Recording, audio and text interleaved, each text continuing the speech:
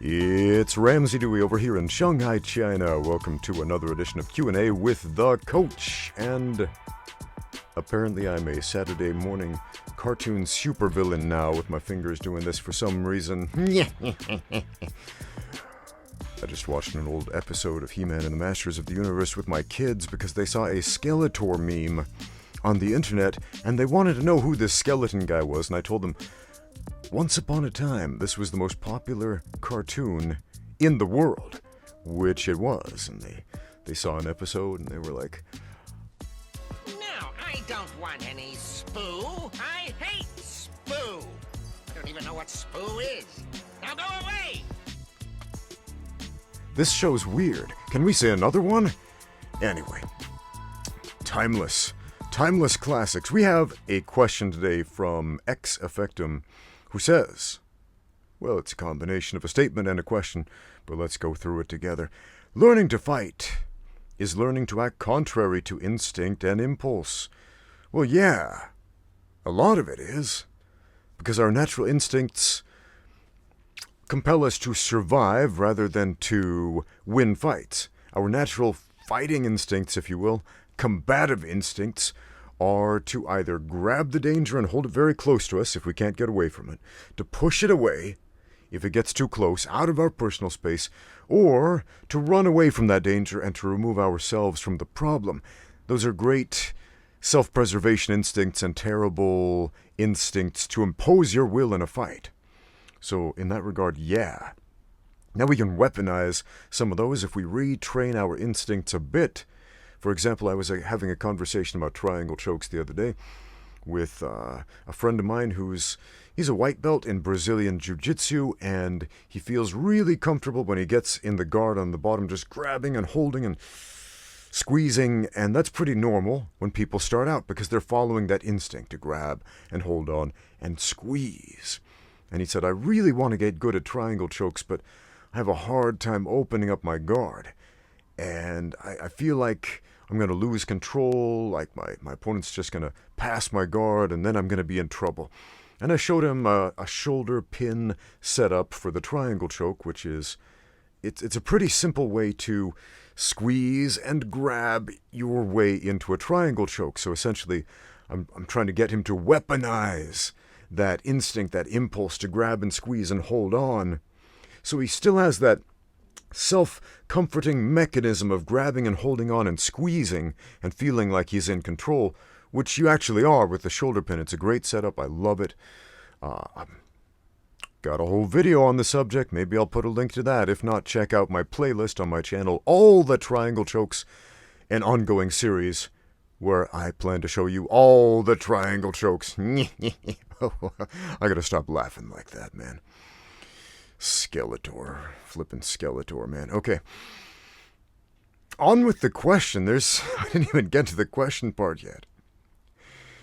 So Ex Effectum goes on to say, an interesting topic for discussion is how much advantage does the striker have over a grappler, as striking is more contrary to the natural impulse to go to the ground. And effective fighting is acting contrary to natural impulse with self-control for greater effect. Well, if you have a skilled grappler and you have a skilled striker, and they're only skilled in that one field of expertise, the grappler is probably going to squash the striker most of the time. If we have some random schmucks just following their instincts, anything could happen. Now, if we have a skilled, trained striker against a random schmuck who's just trying to grab and squeeze, of course we're going to put our money on the more skilled martial artist, right? Most of the time.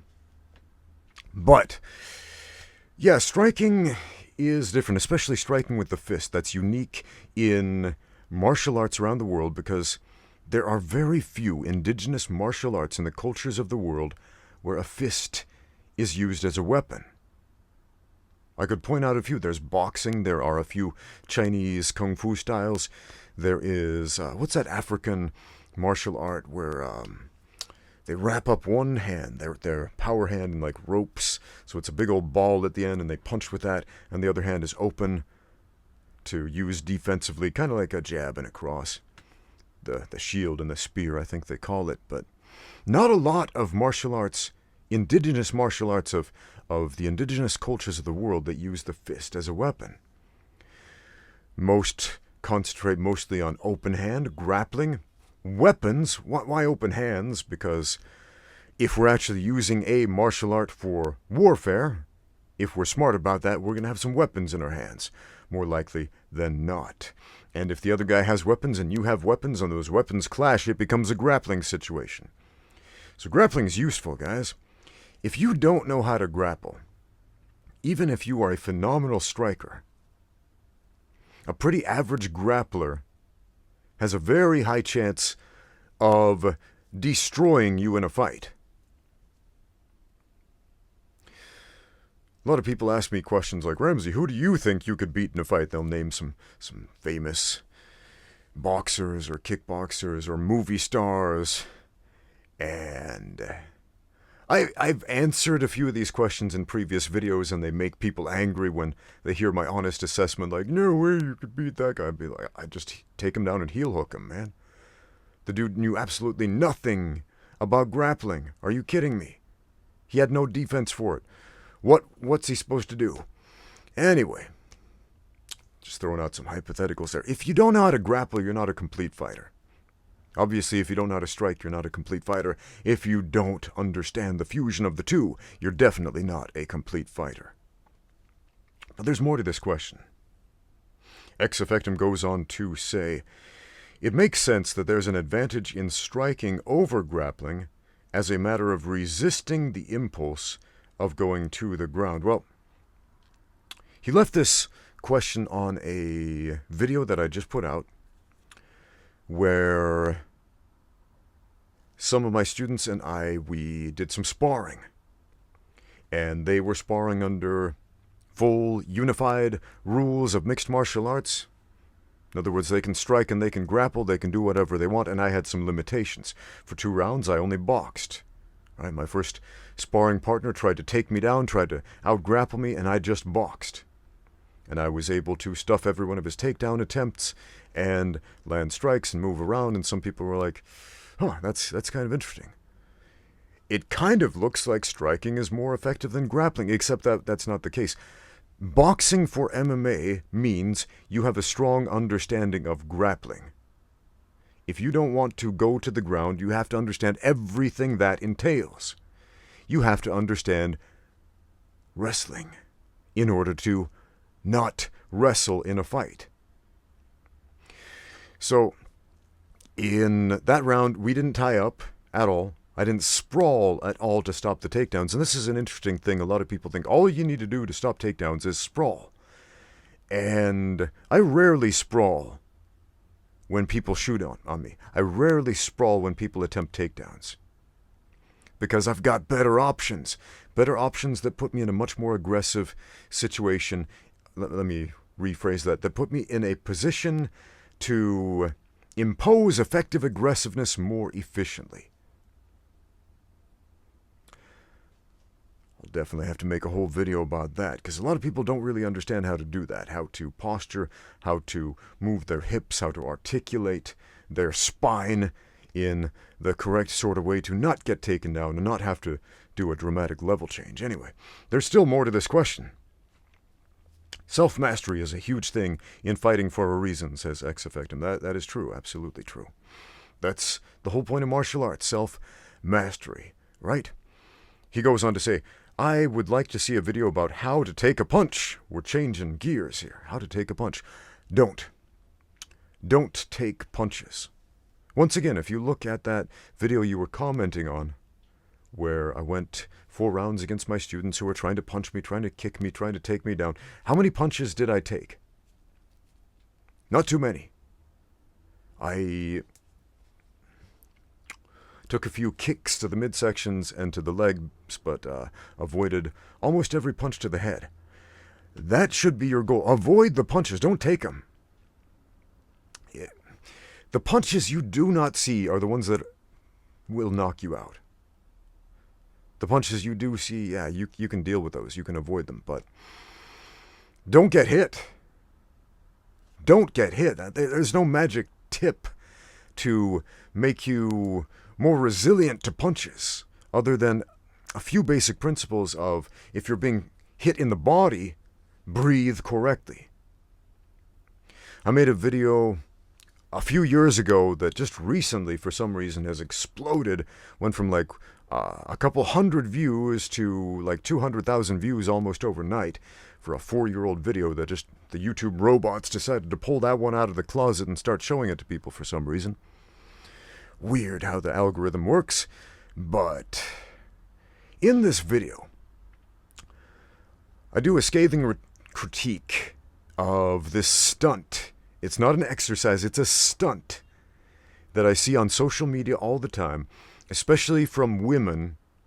I don't know why it's always women doing this, but men do it sometimes. I even saw Sensei Seth do it. Fortunately, Seth did not get injured, and he did post a disclaimer on the video. Man, if Seth, who is practically perfect in every way, basically the Mary Poppins of martial arts, can goof up like that, anybody can. Don't do it, kids. Just don't do it. It's dumb. It's not a smart thing to do. Hanging from a pull-up bar with your arms extended. Okay? And when you do this, when you do a hang, what do you call that? A dead hang. Like that. Okay? And your body weight is pulling yourself down this way. You're stretching out the abdominal muscles.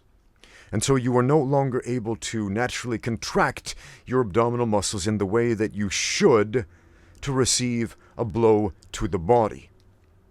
When we get hit in the torso, I'm hissing, I'm doing this sort of thing. That sound is a exhale. It's a quick, percussive exhale. Try it. Hiss percussively. I don't care if you feel silly or look silly. You will. That's okay. Hit yourself in the guts with your fists and hiss. And a couple things are going to happen. If you're not hanging from a pull-up bar, if you're just standing there, right? Your abdominals will tense up to protect your internal organs. When you hiss, let out a small percentage of the air in your lungs so that there is room to move a little bit without causing damage to the lungs, if you will. And you're going to tighten up the midsection to the point where that strike won't penetrate into the organs. So proper breathing is imperative for taking punches to the body. Absolutely imperative. If you are hanging, doing a dead hang, and somebody is using you as a heavy bag, this is a terrible idea, because now your abdominal muscles, all those layers of your abdominal muscles are stretched out, and you are not able to contract them in that manner. You are not able to breathe in that manner. You're not able to get that percussive, contractile hiss that allows you to take that body shot, or even that wild, super powerful, explosive spinning back kick, and allow that power to go through you instead of into you. And in this compromised state, you are much more likely to sustain a hernia. I have seen this twice in person from people attempting this stunt. That is when the abdominal wall is compromised and the intestines or other organs leak through your abdominal wall under the skin. This requires surgery to fix. Just don't do it. You have a million better abdominal strengthening exercises to do that will not injure you. Now, shots to the head. You might be thinking, well, I've seen lots of guys with steel chins of iron, take shots to the head and be just fine. Look, when you get hit in the head, brain damage happens. And when these awesome fighters seem to be taking these tremendous shots to the head, a couple of different things are happening. One, it's a case of a guy who probably has a thicker skull than you, for one, and that's not something you can train for. There are mutants out there who have thicker skulls than you, who can take more damage to the head without as dire of consequences than you. And you can't train for that. That's genetic. when people talk about the genetics of athletes, they're usually talking about the skeleton. How big your skeleton is, how thick your skeleton is, how long the levers of your arms and legs are on your skeleton. And everything, all that muscle, all that soft tissue grows around that skeleton. When we're talking about the genetics, it's generally speaking about skeletons. Fight with your skeletons, guys, not with your muscles, as much as possible. You'll save a lot of energy. But a lot of times what's happening when it looks like a powerful shot is landing to the head and the guy can just and the fighter can just shrug it off like it's nothing, is that it didn't land flush. From an audience perspective, even from the perspective of professional mixed martial arts judges, a lot of times they'll mark down on their tally sheets, oh, that was a significant strike, even though he might have rolled with it, and the force might not have gone into his chin, but, through it. You'll also see shoulder rolling. You also see different guards. The lead shoulder is one of the most useful and important shields that you have in a fight, regardless of which guard you have. Whether you have a tight, high guard like this, the shoulders are going to be up, protecting the chin. Notice my shoulders come higher than my chin, especially that lead one. A Philly shell. Look where that shoulder is, that lead shoulder. Right? If somebody's punching at my head, I want to roll these oncoming straight punches off of this shoulder. Right? So it might look like I'm getting hit in the head, even though no actual contact is happening up here. It's all glancing off there. But it's happening so quickly, a lot of people can't tell the difference. And then we have that last line of defense, the forehead. So we keep the chin down a little bit, keep the forehead the most prominent part. So when force comes, the first thing it collides with is the forehead, this hard frontal bone, instead of the soft stuff, the nose, the chin, the mouth, the eyes, the throat, etc. We don't want punches making contact here, right? We've got our first line of defense, the hands, our second line of defense, the shoulder, and our last line of defense, the forehead. And if you're taking punches on something that isn't one of those, then that's not good. Avoid those. So there's my video about how to take a punch. Don't. You go on to say, a lot of people put out videos with moves, while there are very, very few actually explaining the matter. Thinking about punching and kicking or moves rather than tactics. The technical aspects and recovery is a matter of the uninitiated. Okay, sure. So, a lot of things in that question. Some interesting food for thought, okay. Right above that question, there was another question from a young man who told me he had been training boxing for about a month, and he took a video of his bag work and his pad work, and after reviewing the video, he realized, I am not very good at boxing after 30 whole days of practicing it. And he said, Ramsey, how do I get better at boxing? And the honest answer is, through many years of consistent training and effort, through trial and error, and through good coaching. For many years. We're not going to get good, like really good, at anything in 30 days. But that's a good start. I'm so glad to hear you got out there and trained for those 30 days. Make it 30 more, and then 30 more, and then 30 more after that, and just keep going, man. That's how you get better. You get out there, and you train, and you keep doing it. Thank you for watching, my friends. And if you didn't get the message, get out there and train.